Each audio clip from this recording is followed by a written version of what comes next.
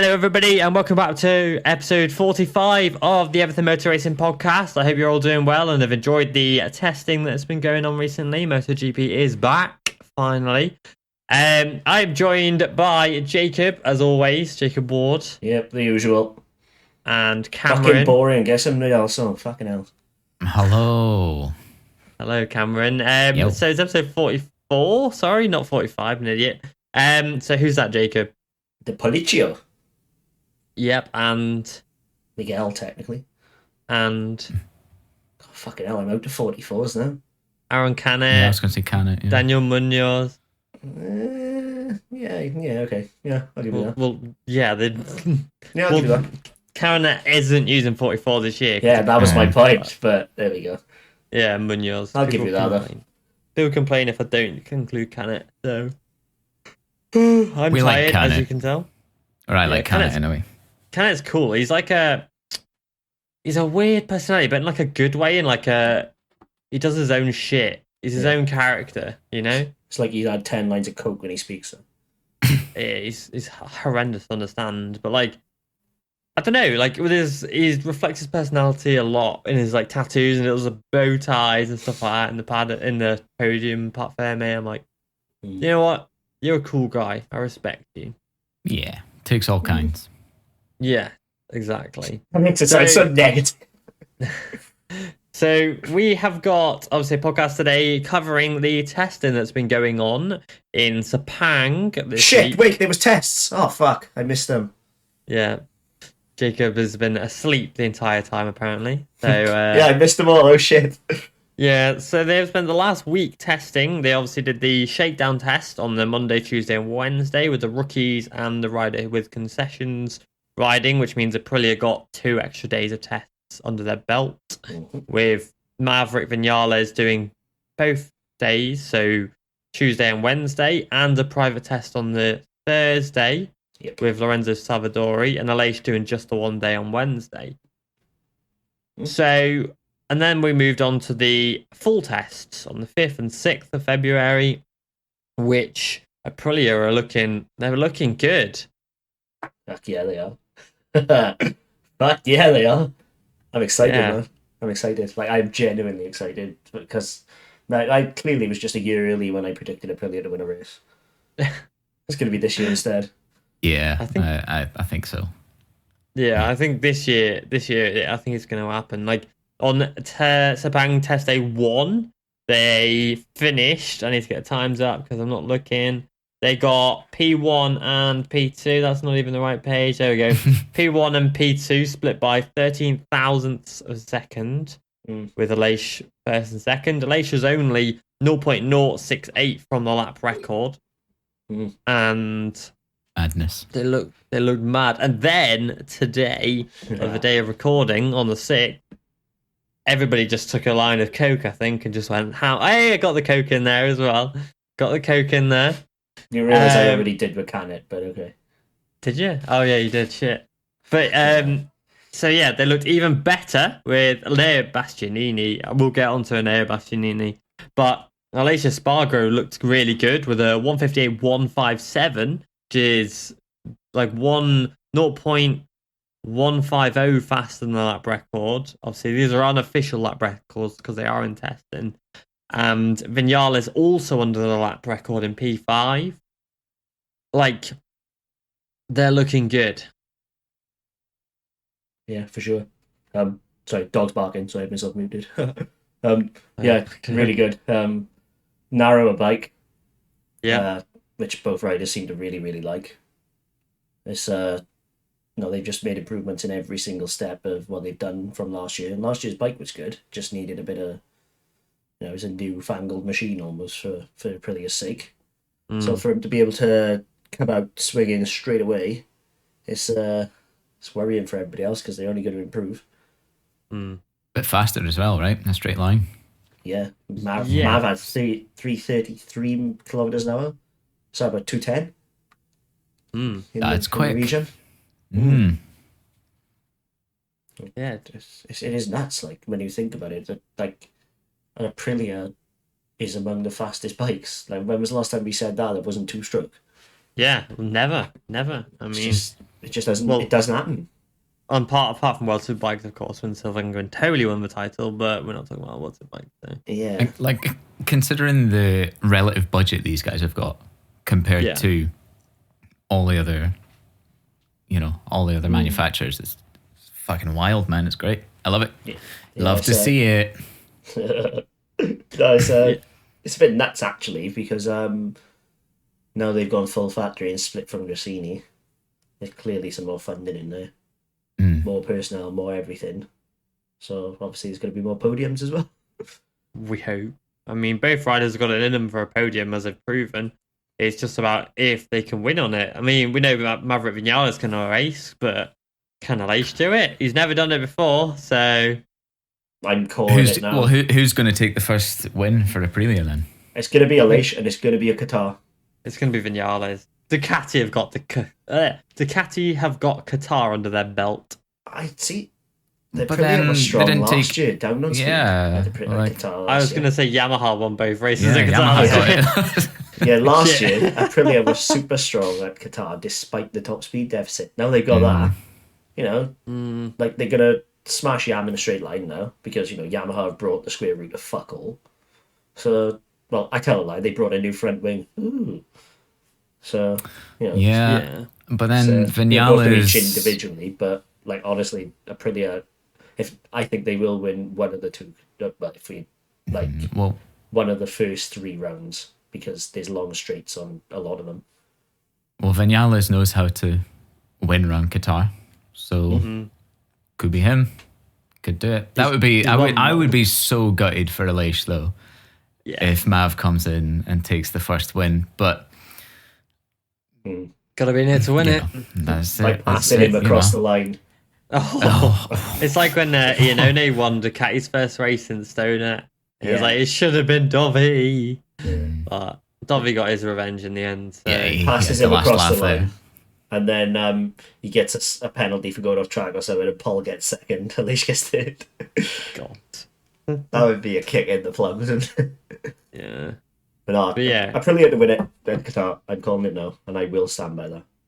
Oof. No, I'm not saying that early, I think but I think Jorge Martin's going to take the first. Anyway, that's not why we're here tonight. Sorry. No, it's not. It's not. But yeah, so it's all relative, isn't it? It's all related.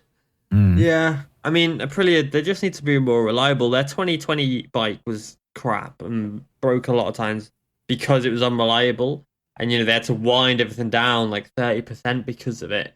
And they've been doing longer runs today at Sepang to try and measure the temperatures of the components that they're using, the new ones, to ensure that they are reliable. Obviously, they haven't actually done a full race, race test. So they're probably going to do one of those maybe next weekend at the Mandalika circuit. Yeah. Just depends on the heat and the temperature, though, because it's going to be hot. Yeah, well, that's it. That's exactly why you want to do a race sim.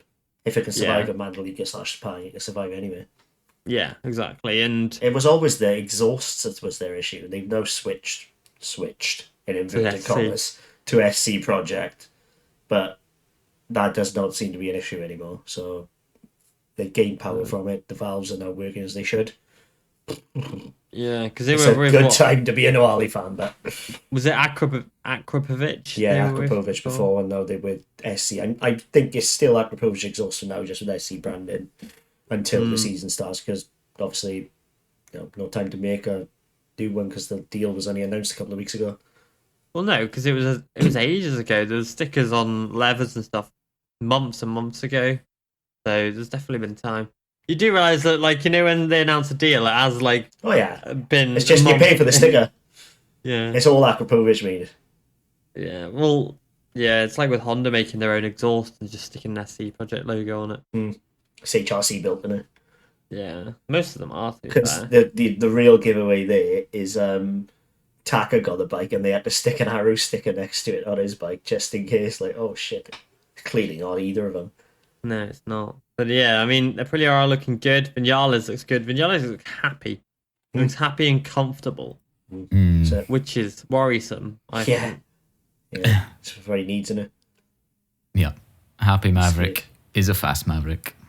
Yeah, as we've proven. He's a family man, and I think he's in the right environment now. Family environment. Leish is basically everybody's dad, isn't he? Pretty Isn't much. Like the daddy never had. Oh my god. that's humour based on my pain. I love it. Yes. So yeah, moving on to Ducati.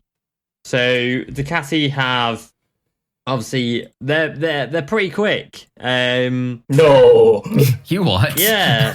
shock I know, fucking right? horror. Just news to me. Shock. Holy shit! What? Oh my god. So they got what was it? 1, 2, 3, 4, 5 bikes in the top 10 Mm. on was it actually no there's more. Wait. 1, 2, 3, 4. Can I count? No. On the combined 1, times, it's 4 of them. You got 4. Marini in 11th, and then Bezzy Boy in. Only 1 is factory. That's Yeah. The 22 Well, bike isn't there yet, according to Jack Miller. No, because they're doing a lot of. That's the thing with the 2022s. They're not going to be up there because they're doing a lot of development, which allows the 2021s who aren't doing much development to just go out there and smash the lap time, which we saw with the Neo Bastianini, who, I want to reiterate, has never been to Sepang before on a MotoGP bike, and goes in and bangs at a 158.1 low. What? Low 158.1. 158.131. Like that is literally the outright lap record full stop now. Yeah, I mean it won't. Time. It won't count because obviously it is testing, but that is the fastest lap time. That is the fastest lap time ever produced by a two-wheel machine. yeah. You still took the bike round the track in that time. Yeah. So it's unofficial, I but it expect happened. them to break it, to be honest, in the Sepang round anyway, because conditions will be better. I'm expecting 157. Oof. 100%. 100%. That's Pecco bold. Bagnaia, mate. Bagnaia will bang in a 157 probably. 151.7. Sorry, 157.7, I think. Because Bagnaia just does shit like that for fun. Yeah. It's I don't like the look of their new exhaust. Looks like it was fucking put together in a shed. Yeah, I know what you What is mean. Yeah. This is Ducati though. Then they go, oh. Yeah, they've proven time and again they don't give a shit how it looks as long as it works. So, you do you, baby. But I fucking hate the look of it, but if it makes it go faster, who gives a shit? But so far I haven't but they said the 22 bike has a lot of potential. Like I think 21 they were saying is like nearest limit. But the 22 bike has a lot to go. 22 bike has a double ride height device. But what's Martin on? 22, yeah. Yeah, Martin 22. ran the dual device. Yeah, as well, I as mean, both fat device. he was third fastest on the GP22, so Yeah, he's looking obscenely fast. Also under the lap record. Top 5 overall were under the lap record. Top 6, sorry. top 6, yeah. Under the lap record, which is mental. Including Bagnaia on the 22 as well. I mean, Alex Rins in there, which is surprising. But, Ducati, they're looking good. Well, it's not surprising. Rins is a fast boy. He just likes the floor. Yeah. When he goes well. Like. So, I mean, like I said, Ducati are looking good. They've got a new kind of, again, a narrower bike. Aprilia have debuted a narrower bike. Ducati have now got a narrower bike with an updated air intake and obviously the ride height device, which basically allows them to compress the front and rear at the same time out of corners. Instead of when you do your practice starts, you do them then and you lock it then, and then you can do it. Now you can do it on the rear exiting a corner. Now you can do the front and rear exiting a corner, which just makes them even quicker. And Ducati have now debuted a new engine as well, which has got more power in it. I don't think power was ever their issue though. Top speed, sorry. They've got a bigger top speed already. Yeah, it's a narrower bike, innit? Less bike to hit the air. Yeah, and the new engine's faster, so V4 is looking good. Yeah, it's Aprilia go to a 90-degree V4 from their 75 that they were so adamant would work, and look what happens. Yeah. Well, that's it. I mean, you can only make an inline 4 so narrow. That's it. And the inline fours, it looks like Suzuki are going to be the ones, not Yamaha. Yeah, that's what I was thinking last year as well. But then we thought that last year as well, and look what happens. You're right. Yeah, Yamaha really need to pick up the pace now. I mean, we've got the MotoGP champion Fabio Quartararo in 7th, only 100th of the lap record. But then the second fastest Yamaha is Cal Crutchlow in 21st place. Yep. 21st. Yep. And, this is a guy who don't race for him anymore. Yeah, and this is the thing with Fabio as well. So I was looking at the 2020 test, and he's only went 0.03 of a second quicker in this test than he did on. Well, he was with Petronas, so would that have been the 2019 Yamaha? That'd have been the Spec B 2019. Yeah. So now he's in factory Yamaha in 2022, and he's only getting 0.03 quicker. That doesn't look so good to me. What looks even worse for me is Franco Morbidelli in 24th. Yeah, that's nasty. Go back to Fabio quickly now. I think he was on the factory bike at the time because that was after he'd done the Rookie of the Year. Think about it. But points still pretty much stands, doesn't it? Stands. Yeah. Lack of progress. Mm-hmm. Yeah, and Morbidelli, like you've said, and I mean they've got Cal Crutchlow who's a test rider faster than Dovizioso, Morbidelli and Binder. The way I saw it is Morbidelli and Binder and Dovi, you can sort of say, okay, they still have to get used to it because neither of them was on a current bike last year. Yeah. Morbidelli was. Yeah, and you've got Remy Gardner ahead of Morbidelli, and Remy Gardner's got a broken hand. On a Tech 3 KTM. Yeah. Come on, dude. It's fucking What's going on? I said he'd be the disappointment of the year, and right now, fuck me. It's not good. It's not looking good. But Yamaha aren't looking good. Worrying. They're looking.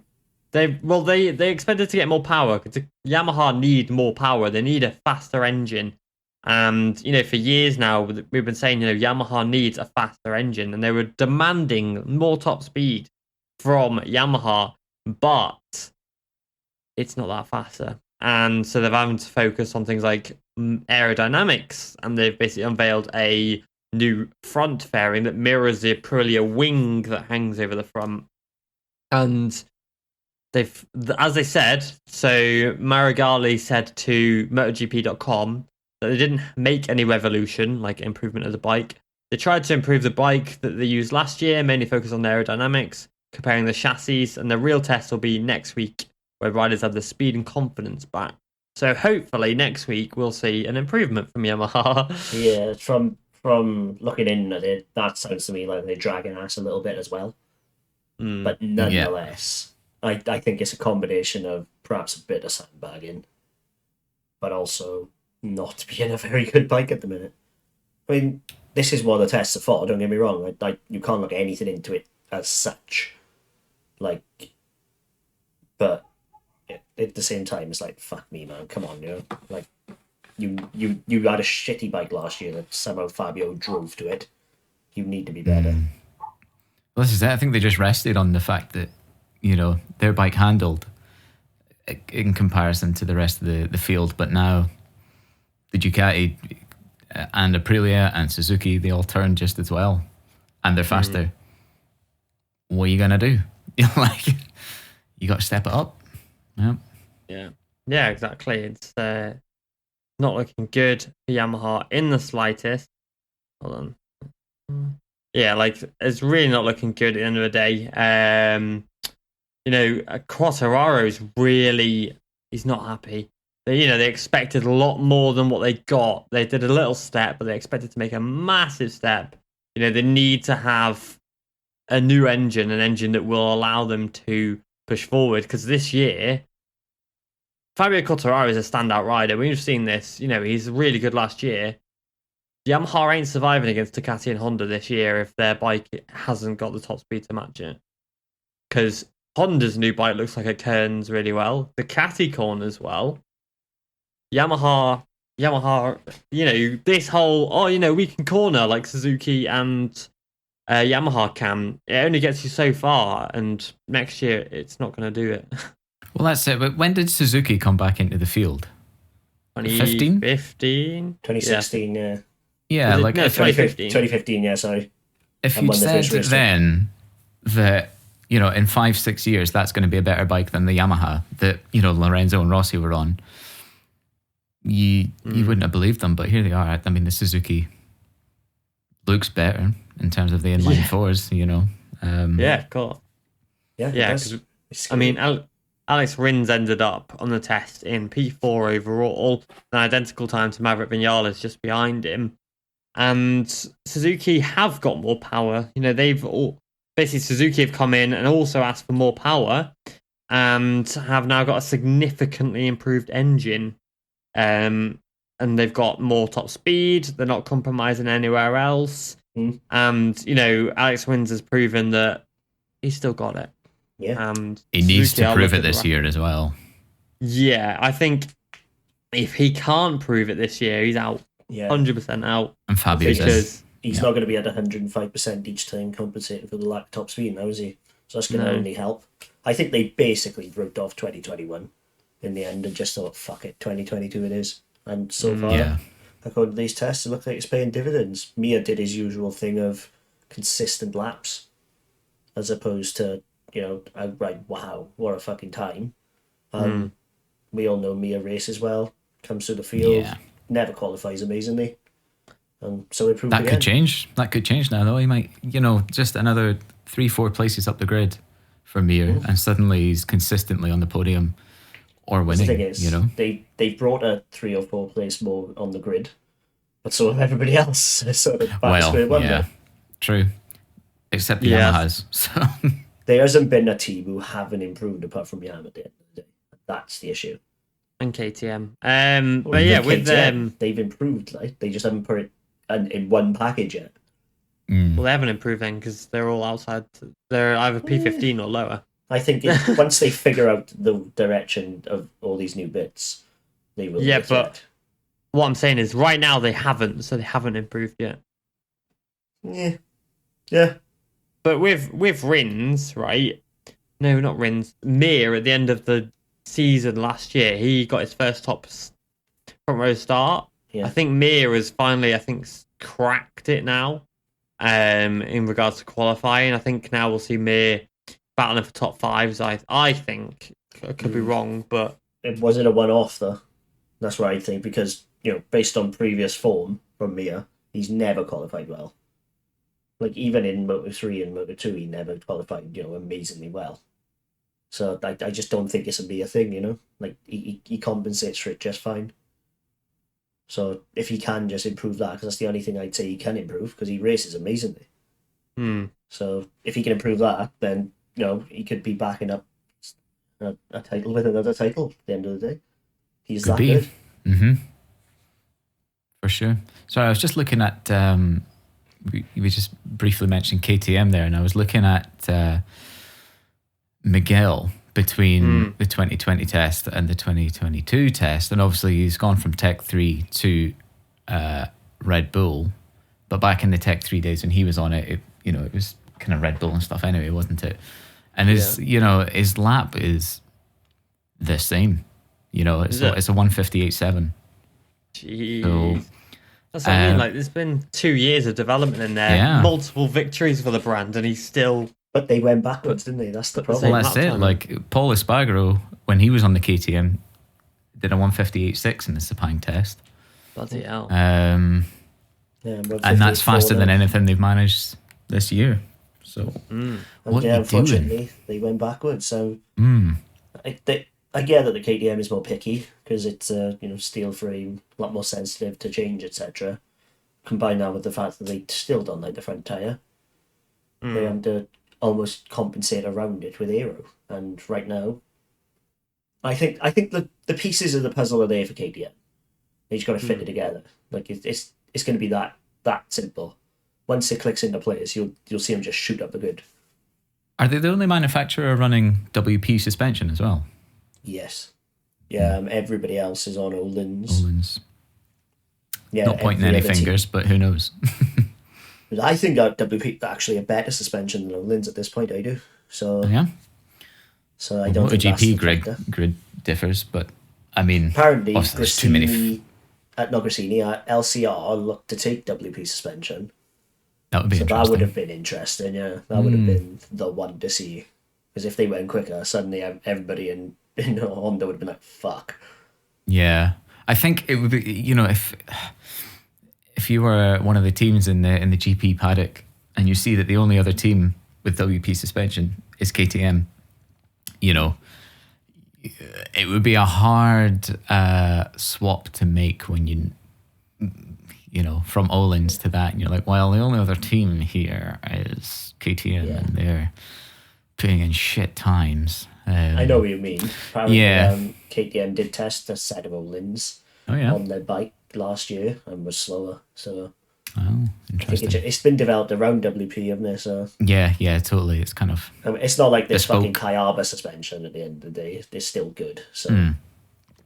Set of Maxton forks in it. Yep. Yeah. Sax shock. Lovely. Yeah, because I mean they've got obviously KTM have got Francesco Guidotti now. That's true. And we have seen that they've got this new fairing that Danny Pedrosa and Mika Kallio were kind of working with, as well as a new engine and different aero, but it doesn't seem to be working. Now, they have said that basically KTM have come and said that they've got the part, what Jacob alluded to earlier, they've got the parts they need and they've got what they need. They just haven't put everything together yet to, you know, produce a good lap. You know, they basically sat around at the bottom of the timesheets and have spent the time trying to basically get a good base to, you know, start the season at a good area. And then, you know, they can just improve as the season goes on. It doesn't help that they won 2 races last year, so they don't get concessions. So they're going to have to kind of, you know, sit as they are as a, you know, full factory team and don't get to, you know, basically they need to sort everything out before the season starts. Yeah, they've got the top at the end of the day. Yeah, that's it. You know, they've got 2 very good rookies in there as well. Raul Fernandez has proven to be extremely fast, nearly getting a 158 in the rookie watch, with Marco Bezecchi actually getting a 158, only come in within half a second of the lap record, which is superb for the rookie. But yeah, I'm very excited for Marco Bezecchi and Raul Fernandez. I do think Raul will be better on a Yamaha or a Suzuki, though. Yeah, we've said it before, and yeah, I'd stick with it. Like looking at rookie watch, DG was next along. DG looking good. Yeah, Remy we can forgive, obviously broken hand, and even Darren Binder, everybody was like, "Oh, you'll struggle, you'll do shit." He's still going to 2-minute lap. Like, yeah, that's impressive. No matter how you look at it, better than I could do. He said what we were all thinking, that the turbulence when you're behind someone is outrageous. What, like, I didn't really look into that. What does he mean by turbulence? Like, so the wind, or? Yeah, when you're drafting someone, the wings are creating what's called dirty air. Yeah. Like in F1 almost. And it literally is upsetting the bike in a straight line. That's what these wings do, yeah, because it creates dirty air rather than just having a straight shape cut through the air. And obviously he's going to feel it more than most coming from a Moto3 bike. Jack Miller didn't have to deal with that because wings were literally just a fucking line of carbon at that point. Yeah. Now they're full-on downforce machines. Like, so, yeah, he said what we were all thinking, and obviously we needed to find out if that was what was happening, and he's come out and proved it. He said, fuck me, like, it's upsetting the bike on the straight. Like, that's got to be scary no matter how you look at it. So you're going to have to adapt to them. Yep.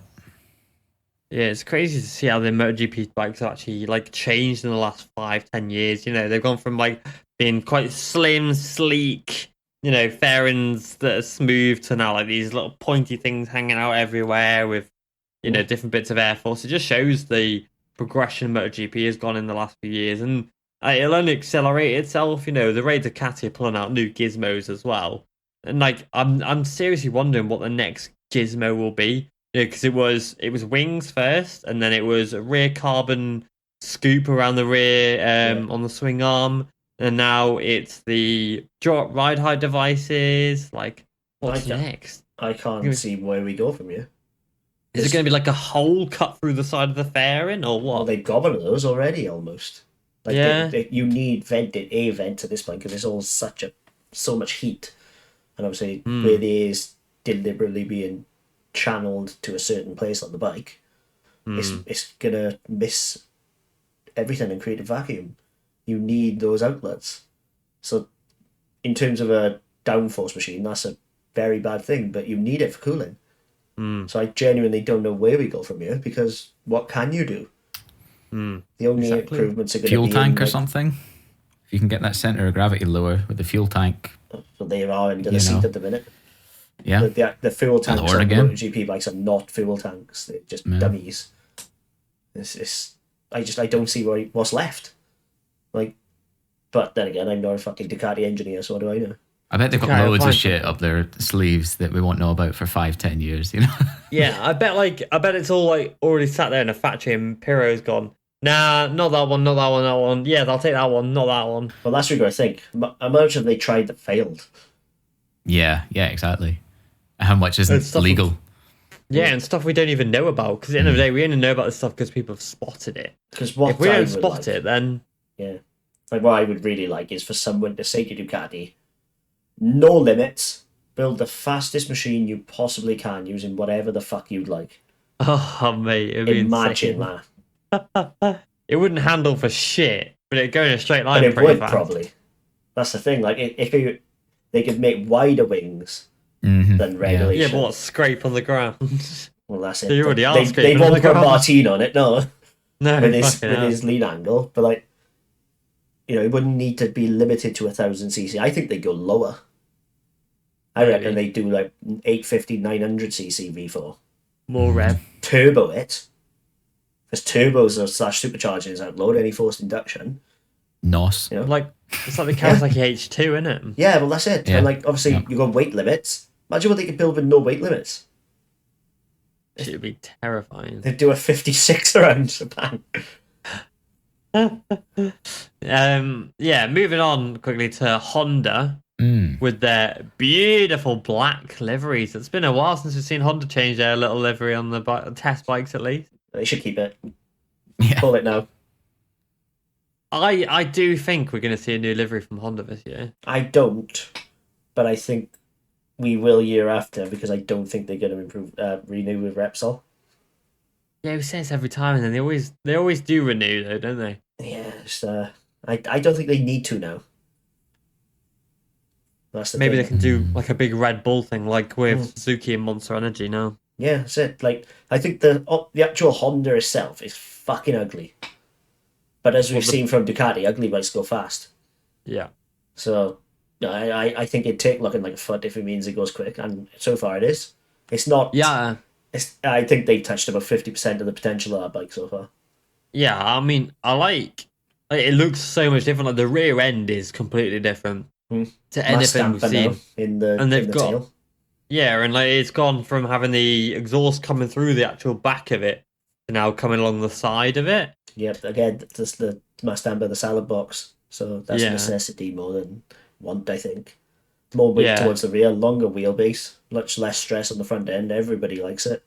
Yeah, Marquez said it's going to take him a while to kind of work out how to ride it. He did crash twice on day one, Mark did. And, you know, we know what Mark's like. He rides to the limit. He has to find the limit. Once he finds that limit, he's fine. But he's just he's basically said it's a big change from the previous bike. And it turns more with the rear, you know, so it's more user-friendly for all four riders for once, which is very nice. Yeah, I think Honda finally smelt the coffee and thought, shit, we can't rely on one guy. Yamaha have now fallen into that trap almost, haven't they? Oh, Yamaha have definitely put all their eggs in one basket on that. And then it's going to be hilarious when Fabio leaves for Ducati next year. That'd be scenes. Like, Honda definitely, it looks more planted. It looks more stable. Like, you haven't seen many pictures, like, granted, it's only been 2 days. We haven't seen many pictures of, like, a cross-step bike yet. You know, you've had to basically stop it on a dime. Now it looks like you can actually carry a little bit of corner speed and have a little bit of confidence in the front end. Yeah, because there are photos of Mark, obviously, with the rear end still in the air and like his foot fucking slaying. But that's just Mark's riding style. But aside from that, he's also not 45 degrees sideways doing it. He's just straight down, getting it stopped, which is what you want. You want the anchors dropped, and not an upset bike almost. It looks really like... it is ugly as hell, don't get me wrong. It looks like as if it looks like somebody draws a 5-year-old almost. Yeah. But I don't mind it. I don't. I think the problem is, like, the first Ducatis were ugly as shit, like with wings and that. Like when you put a new concept in, I think you always go form over function, and then the form can always follow.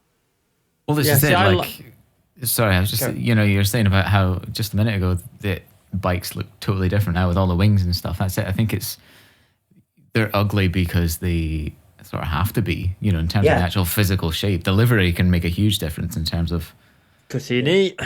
yeah, in terms of whether the bike is Well, ugly we'll get or not. deliveries, won't we? But Yeah, But like yeah. it's definitely a function over form thing now. It's not just the fairing. It's Yeah, the it's wings. everything. It's the intakes. It's like it's where it channels the air. It's where the air comes into it. You know, the way it hits. And if you can upset a rider who's behind you, as we've seen they can, it's a fucking bonus at the end of the day, isn't it? Yeah, exactly. I mean, you know, Alex Marquez was also in the 158. I'm pretty sure Nakagami was. Have a look. Yep, Paul yeah. Espargo was. Nakagami was. All four Hondas were within the 158s. You know, that's a massive step forwards. Yeah. Especially Mark Marquez coming in 8th as well. You know, very close to that record. And Marquez was very tired apparently after, you know, session 1, day 1. Expected. So, you know, if he can work on his fitness and get his fitness back up there as it was, Well, then It'll yeah. come. The only Honda that was in the 158s in 2020 was Marquez, and well, there you go. And now all of they them all are. are, right? Alex was actually the last rider in the 158s, and he was 17th. yeah. Yeah, Like, first to 17th are all within a second of each other. That's fucking terrifying. Yeah, and if you want to push that even further, like the actual 1 second bar comes down to Ralph Fernandez in 19th, which is mental for a test. And like, you know, every Crazy. single rider who rides in the MotoGP World Championship for 2022, from 1st to 25th, because Gintoli and Suda are test riders, are all within. Well, Darren Binder was the last man, is a 1.7 seconds off. Which is Fucking mental. unbelievable. Crazy, man. Like, that is actually scary, like. 1.7 seconds. You know, people said, you know, back in the day, right, 1.7 seconds, he may have got 5th with that. 1.7 seconds is now dead last by 0.3 to the guy ahead of you. 0.492 to Franco Morbidelli in 24th. That's it, right? Take down Binder out of the cage for a second. 1.234 from first to Morbidelli in 24th, if to exclude the riders come from Moto 3. That's obscene. Yeah, but, you know, Dorna doing it wrong. Bring back the Bridgestones. Get fucked. This is the way to go, 100%. okay. Yeah. Okay, Jake. I don't know where you're going with that one, but all right. Well, no, people are all like, "Oh, racing was better when they run Bridgestone tires." Blah blah blah. Is it Just give them the choice like they used to. Yeah. It'd be good to have the choice. I Yeah, think it would totally. be nice. Yeah. Yep. Like, is it any better now? Really? Look at those times. I think Jacob's just arguing with himself over here. No, I've seen it a lot online lately, and it's fucking nuts that people think that 2012, 2013 was better racing. At the front, it was just the same as it is now, but the depth of field now is so much higher. Yeah, but I don't think that's to do with the Bridgestone tyres. I think that's just a evolution of the class. Yeah, but like the Bridgestones were a very different tyre also when they were brilliant for 5 laps and then they fell off a cliff. Michelin's don't do that. Rossi never liked the Michelins, did he? Like he always said that, you know, once they switched from the Bridgestone to Michelin, that it was he just kind of couldn't ride the bike because he knew it anymore. But I want to raise a point somebody I know made, which was, you know, Rossi did struggle last year in 2021 and in 2020. And looking at the Yamahas now, was it genuinely just that the bike was slow and not Rossi? I think it's half and half. Like, natural. Possibly. And it's a natural evolution, isn't it? Because like anybody 40 plus is going to go slower. You know, he had responsibilities. He had, you know, Babby on the way and shit. There's no way you wouldn't slow down after that. You'd have to be a fucking robot. So I think that combined with Yamaha's less attractive bike to someone who's possibly on the way down as opposed to on the way up, like Fabio, who can adapt quickly. You know, it's just all an age thing because it takes longer to adapt. You're taking less risks. It was just a combination of both, I think. What do you think, Cameron? You see, everybody always says that Rossi was like, 2019, 2020, it was like shit and everything. But I mean, he still was getting like podiums and top fives and everything. Yeah. But you're right. I mean, it was obviously a slip from, well, a gradual decline, and that was just age taking over. I wouldn't have said he was shit, though, for someone who was 40 years old. Do you know what I mean? Yeah. But you're right. I mean, like, he couldn't have just hung around in the factory squad, getting worse and worse and worse. But he did, you know, he did get some top... How many top 10s did he get last year on the Petronas? I think 2 or 3. Yeah, I mean... It wasn't many. Yeah. Like, it was like... That's all right. With the field being the strongest they've ever been. The main point is Rossi went quicker than the Emirate. But it just wasn't enough. And Yeah, that's the exactly. problem. Yeah. Yep. Like, he himself was as quick as he'd ever been. But was that the issue with Rossi, or was that an issue with the bike? Because as you see, the bike's getting slower. Well, not really, because the Yamaha won the title. Fabio won the title. Fabio won the... But Yamaha won the title. And on a Yamaha, but that's like Mark winning the title on the Honda. It doesn't make the Honda good, does it? Yeah, I know what you mean, but it's like, I don't think it was a slow bike per se. It just wasn't suited to Rossi. It wasn't suited to fucking anyone except Fabio. Yeah, bar Fabio, yeah. But like, I don't think you can blame the Yamaha for. I definitely think you can, because when you look at Yamaha, it's literally the same as Mark at Honda all over again. With the fact that let me rephrase there's one guy winning races, and the other guys are frigging nowhere. You know. Let me rephrase it then. I don't think you can blame Yamaha in terms of Rossi not being able to adapt to it. Like, it makes sense to develop to a point for the man who's going to win you the title. That's fair enough. Like, Honda did it for years, but the key is not to step over the line when no fucker else can ride it. I don't think Yamaha are there yet. I don't think they're here yet, to be honest. Like, it's close, and if they can't make Frankie work, can't make Dovi get to it, then they might have real issues. But they're on the limit now. Yeah, I don't think they're there yet. Yeah, I mean, what about Vinales? I mean, he young, you want a young race enough, and then just disappeared. Exactly, that's it. Young enough, fast enough. It's all about adaptability now in the MotoGP. Yeah. So you need to adapt because stuff changes so rapidly from one race to the next sometimes. You know, like, you could come in after the summer break, like at a Brno test, come the next race then, all of a sudden you've got a brand new bike under you almost because the rate of development is so high. It's got to be difficult to adapt at any age, let alone 40 plus. Yeah, but we're not on about Rossi now, we're on about Vinales. Yeah, like, what I mean is, like, for Rossi, like, yeah, Vinales is, whether people like it or not, Vinales is an alien. He's so good. He's so good. He's ridiculous. Mentally, he's not. But if he's that good, why couldn't he ride the Yamaha to the same level as Fabio, even though he won the first race of the season? That's what I mean. Like, the Yamaha has gone downhill in favour of Fabio, I think, which is why Rossi couldn't match it either. Yeah, it's like, but who's to say that wasn't because Vinales, his head didn't go straight away, almost, you know? Like, Vinales has been threatening to win the title since 2018 and never has. And the Yamaha was good then, for everyone. You know, so, again, I don't think that's Yamaha as such as more Vinales. They do need to make changes, definitely. Yeah.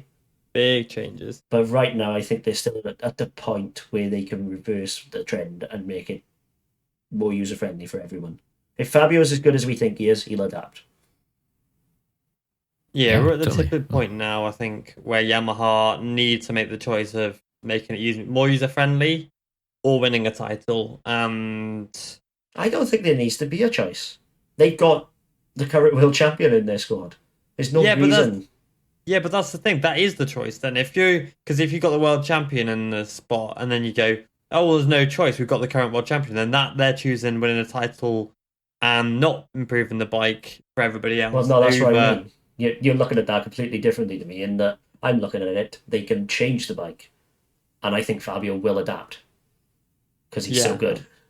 He's a current world champion. You know, he's no mug. But the thing is, like, by the end of 2021, the last 6-7 rounds or whatever, being Fabio wasn't enough. No. It wouldn't have been enough to win the title, just being Fabio on the Yamaha. Yeah, because Pecco caught him up massively. Oh yeah, like another 2-3, well, a couple of rounds, and it would have been Pecco's. Yeah, give it a few more rounds at the end of that season. Pecco not crashing at Mazzano. I reckon Pecco could have taken it to the very last round. Yeah, for sure. Like, people will say, oh, maybe Fabio was in management mode. If you watch a documentary on him, he was not. At the end of the day, they need to do what Honda have now done and risk to potentially not winning the championship again in favour of improving another bike. Because they won the title, they want to win it this time. They could go back and use what they know. Better the devil you know than when you don't know kind of thing. But which is what Honda have done and have now realised this is not the way forward. Can Yamaha could probably win this year's championship again if they just keep the same program, but they need to risk the championship this year and go. We might come second here, but if all 4 of our riders can win races, then I'm sure they got some 2015 chassis kicking around, haven't they? Fucking chuck them on a bike. Happy days. Easy. Yeah. So like, had Marquez not had his big off and missed 2020 and all these health issues and stuff, say he'd won 2020, probably 2021 as well, and it was all just going well, do you think Honda would have made such drastic changes?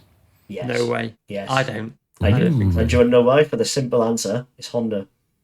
Honda will always maintain, no matter who is in charge. It's the bike. It's the Honda way. It's the Honda attitude. It's the reason Rossi left them.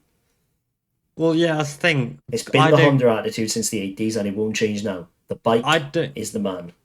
I don't think the Honda would have changed. I think Honda would have stayed on the same trend of building a bike around Mark because they were winning titles with Mark, and they don't need anything else because Mark is winning them titles, and it's till Mark left. As long as they're paying him 25 million a year to stay, then they'll win a title every year, and they don't need to bag on the other 3 riders because they're winning a title, and they're also winning the constructors titles and the team titles, despite Jorge Lorenzo winning 9 points or whatever in a whole season because Marquez is that good. And I think they just bank on that. Like, who cares if Alex, Kagami and Paul Espargaro aren't doing very well and struggling to get in the top 10, as long as Mark's winning enough to take all 3 titles. For me, with Honda, that's what I think they would do. And so for that, I don't think they would have strayed away. But now, because they realised, shit, we can't win titles because Mark's getting injured, now we have to try and think of a different strategy. Yeah, that would have been my thinking.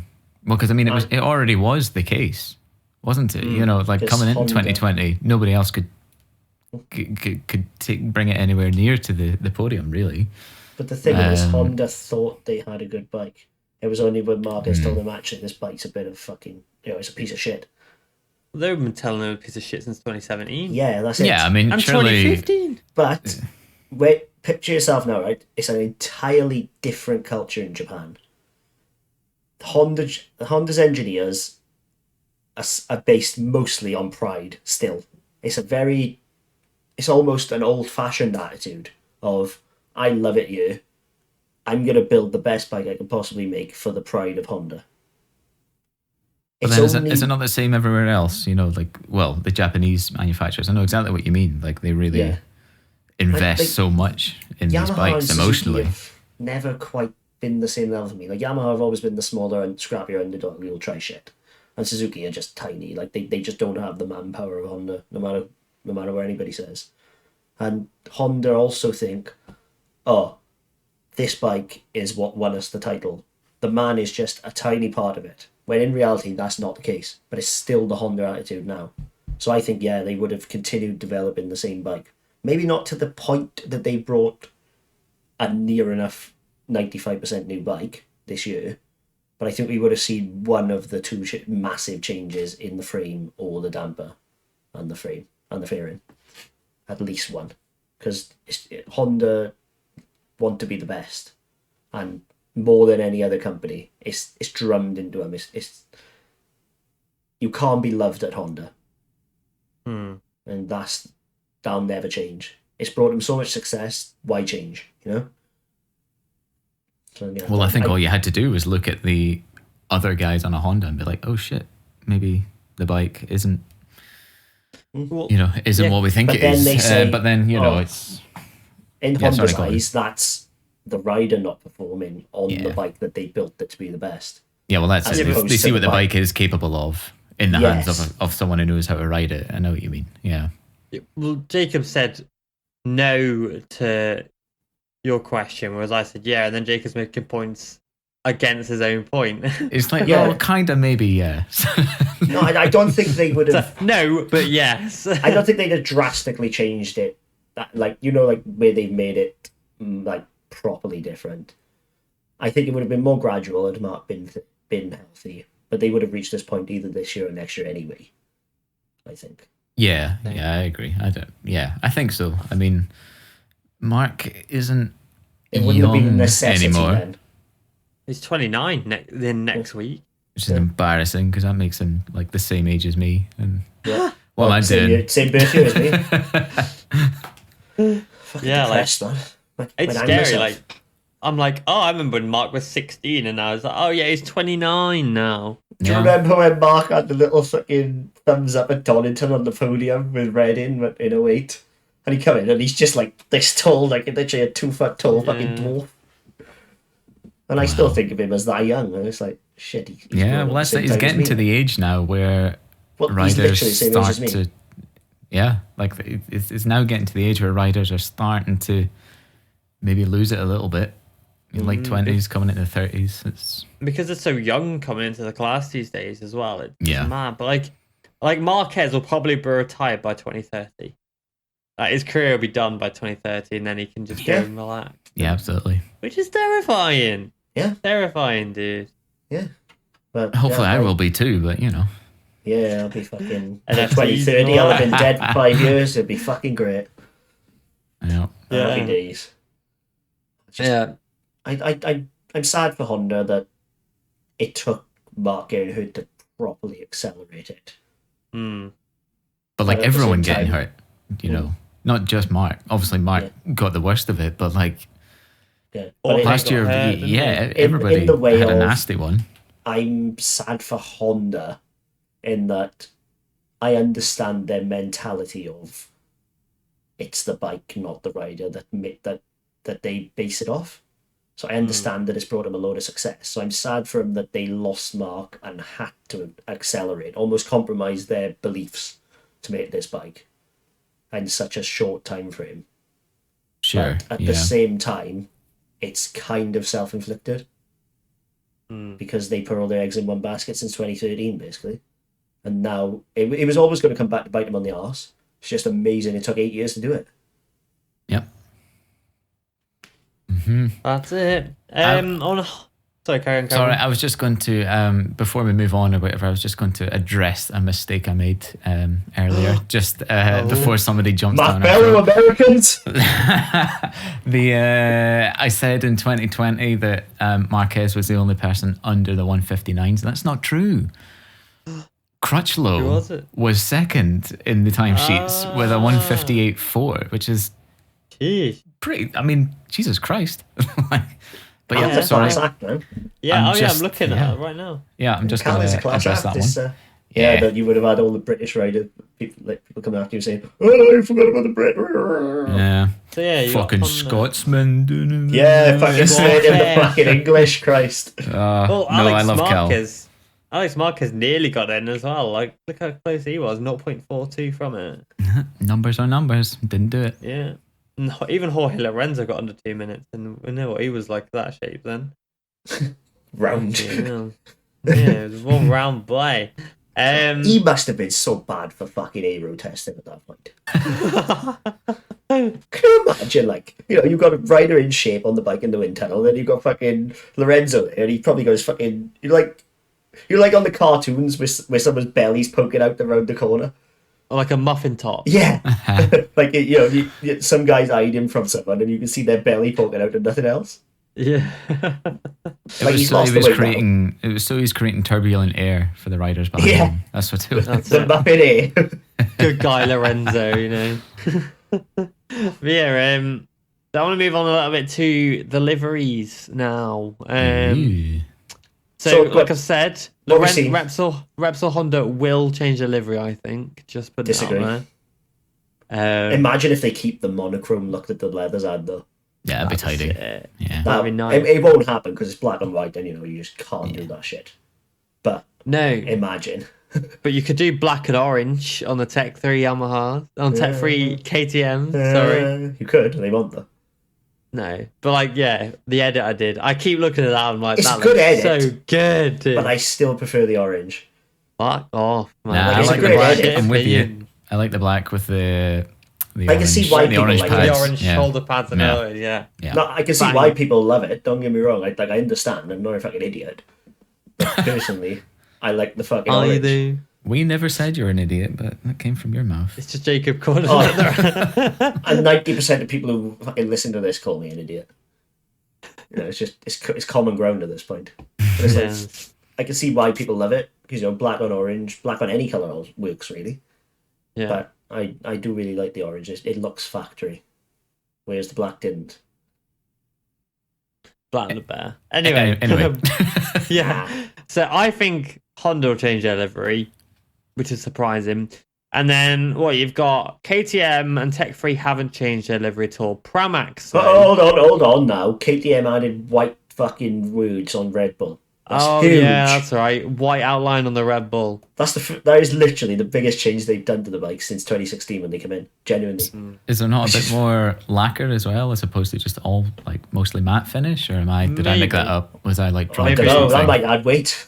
Maybe you got a better eye than me for this shit. Literally since they come in 2016, aside from taking the blue out on the wildcard for Cali in the end of the year, it's been exactly the same. It's just been black Red Bull on orange. Yeah, it's a bit more like... It's like the F1 car. It's a bit more like glossy. No, it is like the F1 car. That was the word I was looking for, instead of lacquered, glossy. Yeah. The thing is, it's a little bit more glossy. They'll all be matte again. I got a picture of Danny Pedrosa in my background, and I can see it's more matte there, whereas now it's a bit more gloss on it. But they'll be matte in guitar anyway because of the floodlights. So. Yeah, so, and then Pramac. Oh, mama. I think the best so far. It's not a high bar at the minute, but yeah, I do. I am excited for Aprilia's though. I think they're going to come out with an absolute banger of a livery. Yes, yeah. Now they don't have the Grassini influence on there as well. Yeah, it's not going to be sponsored by like Sky Q and shit anymore. It's just going to be proper old school Aprilia, tricolore, and I probably will spaff my pants when I see it. Oh, for fuck's sake. Okay. Yeah, it'll be nice. Anyway. Oh, come on. You gotta love the classic Aprilia. No, absolutely. The Chesterfield liveries. Oh, imagine. Or what if they just throughout the year just do one classic livery for each race? Oh, that would fucking slap. No, it's just going to be a tricolore. It's going to be classic looks. It's like white and black with tricolore in the... Yeah, tidy. That'd be nice. Can't argue with that. Yeah. If Alicia keeps his test leathers as well, yes. I think we have got the worst livery I think we've ever seen with Grassini. I know Jacob said the other week that, there's no bad liveries anymore. Grassini clearly heard that and was like, sorry guys, watch this space. Hold my beer. Yeah. Stonks. We're going to take the bad livery market and make it our own. Fuck a lot of it. And the thing it's is, much better in Moto2 with the blue. No. I was really? I was about to say, they released the GP livery and everyone was like, holy shit, what is this? Yeah. And then they did the Moto2 one and people were like, oh, that's even worse. It can get worse? Yeah. I don't know, there's something about it. It looks soft. Like my bathroom. It looks like a bike made of cake. Yeah. I don't know. Genuinely, it's the first colour you paint your bathroom when you've got your own house. That tortoise shell fucking blue egg colour. It's fucking gross, man. Someone discovered duck egg blue and was like, that's it. Yeah, that's the one, duck egg blue. Yeah. Yeah, that's it.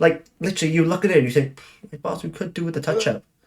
The Moto E, though, with the fluoro yellow, I like it. It's still got that really shit blue in it. The blue is the problem. The rest isn't quite offensive. Yeah, but with the actual fluoro yellow, it actually works. I wouldn't say works, it's just relatively better.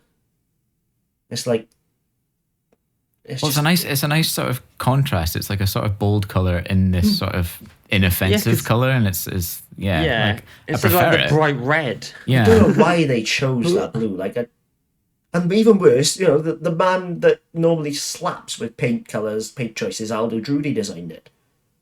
Was he on the fucking source or something? Seriously, man, it's fucking terrible. Well, I've got a picture of that. Oh, it's not going to show it. There you go. No, okay. No, it's gone. What, the Moto E one? No, it's a Moto2 one. Well, someone edited blue lines running up on it. Someone edited the MotoGP bike to be the blue that the Moto2 had, and it looked way better. Like, if they flipped the colours and just wanted to keep that duck egg blue somewhere, like on the stripes or whatever, it probably would have slayed. Yeah, and the kind of nice, like, glossy navy. They went the wrong way around. They fucked it. Like, Fausto would be gutted. Yeah, and I mean, with the... Like Digia, for example, and Air, they always have like the best custom boot designs and stuff, and now they're just shit. It's going to be wasted on these. Yeah, like, come on, man. Yeah, like, when they unveiled it, they must have known it was going to cause a collective arse clench in the fucking MotoGP world. You're like, what they wanted was attention, clearly, and they fucking got it. True, maybe, yeah. That's I mean, they're getting more attention now with an Air Best in Indian P1. Yeah, that's enough, you know what I mean? Imagine how fucking nice that would have been, right, if they had a pretty bike and then it was P1. Think about it, like, it's just, nah. Yeah. Like, it almost makes me not want them to win. That's how much I hate it. It's fucking gross. Yeah, you don't want to, because you see more of a bike once it's in I park. can't support these actions. It's that simple.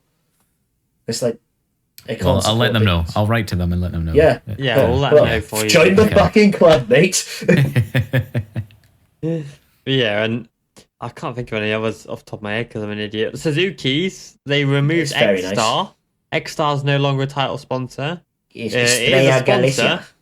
It's there, but yeah, it's not where, like, they've still got small X-Star logos on it, but now Ashera Galicia have taken over that spot. One simple change that they made is putting the black on the front of their fairings. I like the black. Yeah. I think it looks good. Because it didn't look very good last year for me because the rest of the bike didn't fit the Monster black. But as soon as they put it on the front of the bike as well, suddenly it's transformed it. It looks way better. I don't like it. Yamaha... You don't like it? No, I don't like it. It's as if someone tried to draw last year's bike from memory and sort of forgot what was on the front. And I'm like, that's not a bad thing to me. Yeah. Well, Forgetting what was on the front of that is something I wish I could do. It's fucking ugly last year. This year is fucking much better. Okay. And Yamaha have made one massive change. They've added an MSI sticker. Yeah, of course. Fucking huge. You know, like, fuck Yamaha. It's like they took a year off.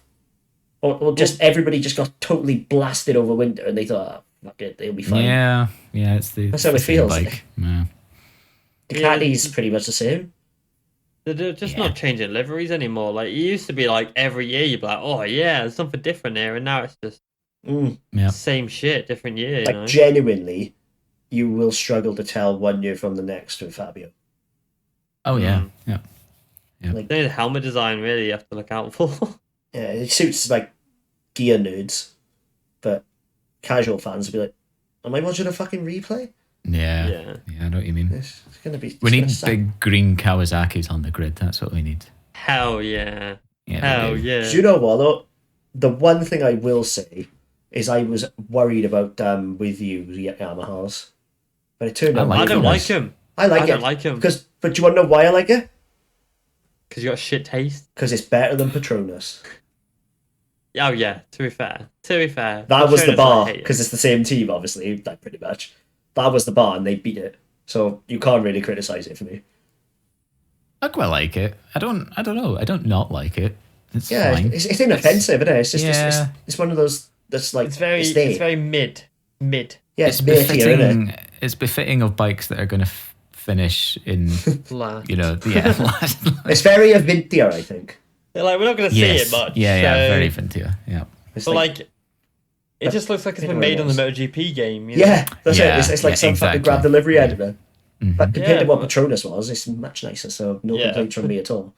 Like, my Petronas started amazing. Do you remember the 18 that like faded into the black and green that Fabio was on?